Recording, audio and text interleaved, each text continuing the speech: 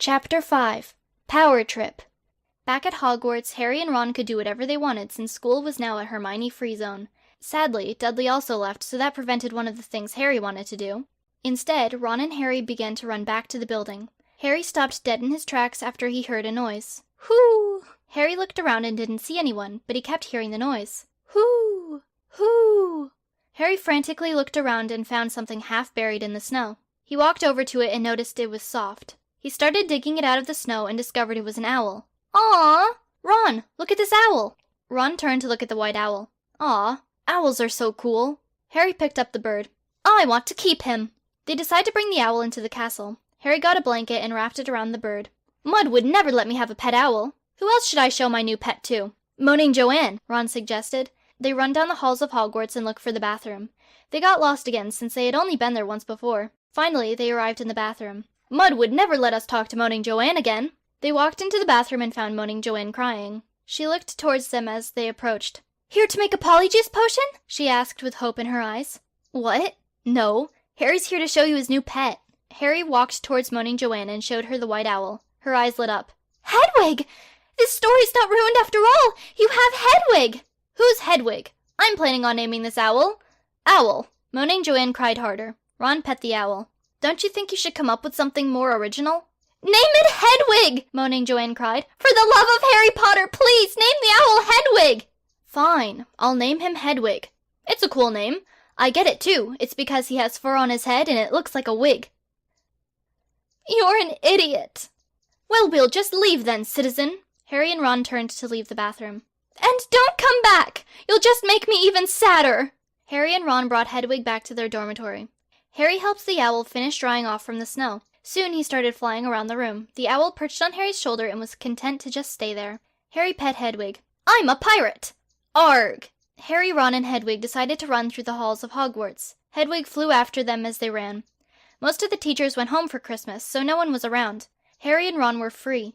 They didn't have any rules to follow. They ended up in the cafeteria and decided to eat some lunch. They walked in and saw Hagrid standing on a stepladder next to an evergreen tree replacing a bulb on a string of Christmas lights. Ron and Harry started walking towards him. Hey, Hagrid, Ron said as he waved. Hagrid gave a friendly smile and said hello. The newly replaced bulb began to glow red and the giant continued to wrap the tree in the rest of the colorful lights. You got an owl? Hagrid asked as he climbed down to the floor and walked towards them. Harry showed the white owl to Hagrid. Yup, this is Hedwig. The creepy bathroom girl helped me name him. Ron left to go get some lunch for him and Harry. Hagrid pet the owl. Pets are a big responsibility. Are you sure you can take care of this magical creature? Oh yeah, I had a pet rock and I took great care of him. What happened to him? Harry looked down. He disappeared. I think someone kidnapped him. Hagrid put his large hand on Harry's shoulder. I'm sorry, Harry. I hope you find him. Where do I look? We haven't had a clue for months. Ask yourself, who would want to take your rock? Then, investigate. No one knew I had a pet rock. Well, I guess the only thing to do is search. Turn Hogwarts upside down. The rock has to be somewhere. Ron and Harry ate lunch with Hagrid and then began their search. For the rest of Christmas break, they searched most of the rooms of Hogwarts. Unfortunately, they came out of each room empty-handed. On Christmas Day, Rock was still missing, and Harry couldn't be with his parents because they're in some kind of danger. Discouraged, they agreed to spend Christmas Day with Moaning Joanne. Maybe they'd start a club of sadness. But their spirits were lifted as they walked to the bathroom and bumped into Hagrid again. Hagrid! Ron said, approaching him. Shouldn't you be with your family? Harry asked. But I am. Everyone at Hogwarts is me family. Hagrid gave a kind smile. Then you should come celebrate with us, Ron exclaimed. Harry eagerly nodded. Yeah, we're going to help out with Moaning Joanne. That's a great idea. Very thoughtful. He joined them as they walked down a corridor of the 6th floor. Where's your other friend? I believe you call her Mud? She's spending Christmas break with my family as my proxy. Hagrid looked confused by the arrangement, but just rolled with it. Did you get presents from her? Harry took out the carved tree branch. I got this amazing wand. Ron started jumping. And I got drugs. Good, good. Hagrid showed a big smile. They arrived in the pale beige bathroom where Moaning Joanne was sobbing at the window. She turned as the door opened and everyone walked in. Moaning Joanne moaned. Why are you here? She sobbed. Can I at least have some peace and quiet on Christmas? Harry walked towards her. Nope, we're here to make you happy. Your very presence is making me more miserable than I was before, she hissed. Ah, that reminds me. Ron reached into his coat and pulled out some bags. I brought you some drugs. I got you some hallucinogens and some antidepressants. Happy Christmas! Hagrid took the drugs Ron was holding. Don't worry, I brought enough for everyone. Harry struck another superhero pose. Just say no, citizen children! Hagrid looked at Harry and then asked Ron something. He knows he's talking to a wall, right? Before Ron could even shrug, Harry turned on the spot. Drugs are bad, citizen! Come on, moaning Joanne. He's lying. Don't you want to be cool? Yes! That's why I wrote 7 best-selling novels! They were made into movies! Harry leaned towards Ron and whispered something to him. Did she sniff some of those hallucinogens when I was talking to that wall? No. Maybe she's getting high by osmosis, Ron whispered back to Harry. Is such a thing possible? I don't know, but if she figured out the secret, I need to know. What are you whispering about? Hagrid asked. Ron looked at Hagrid. Don't you worry about it, Broseph. Hagrid tried to bring things back to a sane level, and they started to have a fun little party. They played party games, and no one except Ron inhaled any drugs. Soon the vacation was over, and Hermione came back to Hogwarts. Ron and Harry welcomed Hermione back when she got off the train at Hogsmeade Station. Harry could tell she was happy they came.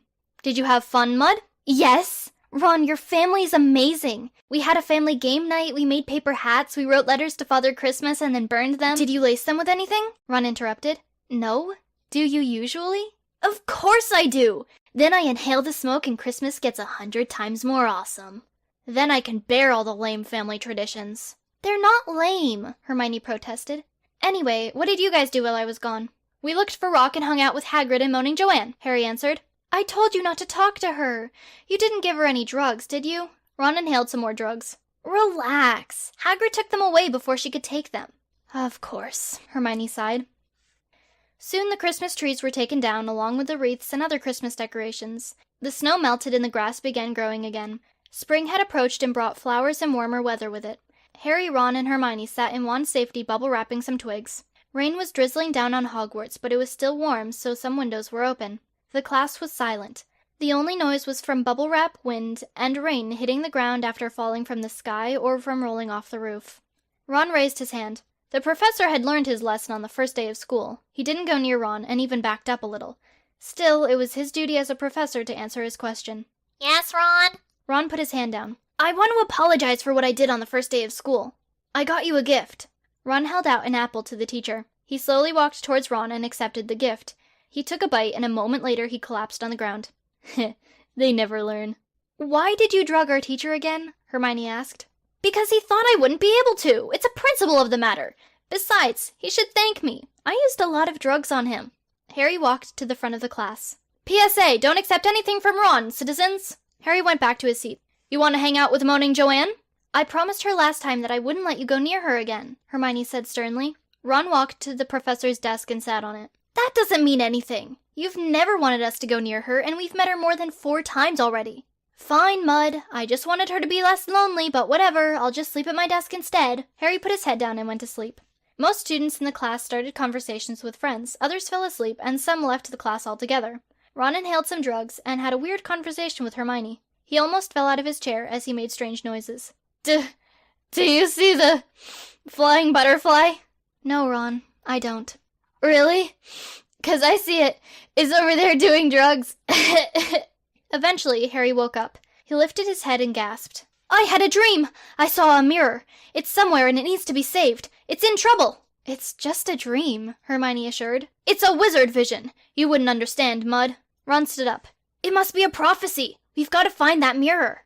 Harry walked to the door. First, we need to go to our dorms to get ready for our quest. Then, we'll meet in the common room to set out. Ron was right behind him, and Hermione reluctantly followed. She arrived in her room and sat down. They would be looking for a mirror. They don't need any special equipment. There was a brown wooden nightstand next to her bed that had a flat surface on top and another towards the bottom. Hermione noticed the book Harry had given her for Christmas on the bottom surface. She had put it there a while ago so it would be out of the way. She looked at the cover and noticed the author.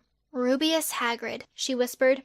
Anything to make children believe they're wizards. She picked up the book and moved it under her bed. She then stood and made her way to the common room. They met up and walked around Hogwarts looking for a mirror. A staircase was ahead of them, and they saw Dumbledore tumbling down. He stood up and noticed the 3 students.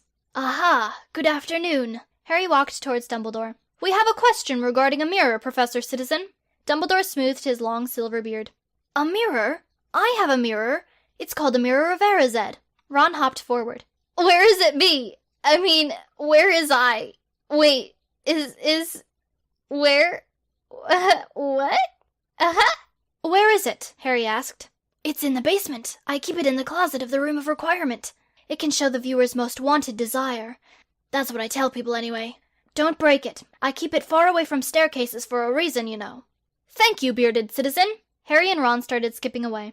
Hermione stayed because she had a question for Dumbledore. There's something I've been curious of for a while. Do you happen to know why a student of Ravenclaw named Dudley Dursley was trying out for the Gryffindor Quidditch team at the beginning of the year? Dumbledore thought for a moment. I admire your curiosity, so I will tell you. It is a secret, though. Dudley Dursley isn't actually part of any house, so he's effectively part of all the houses.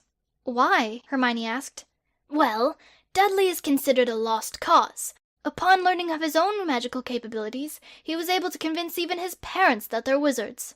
He still needed a place to live, so he put him in a Ravenclaw dormitory. He's not on any other list, though, so they can't disqualify him from different house activities.